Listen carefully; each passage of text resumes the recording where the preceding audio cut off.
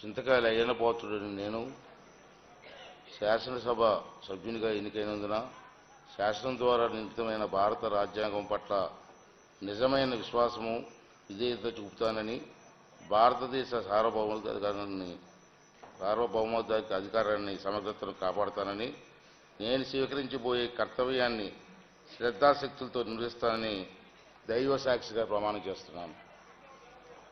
ఆంధ్రప్రదేశ్ శాసనసభ సభ్యుడైన నేను ఇంతకాలైన పోతున్న నేను సభ నియమాలను కట్టుబడి ఉంటానని వాటిని అనుసరిస్తానని సభ మర్యాదలను పాటిస్తానని సాంప్రదాయాలను గౌరవిస్తానని దైవ సాక్షిగా ప్రమాణం చేస్తున్నాను.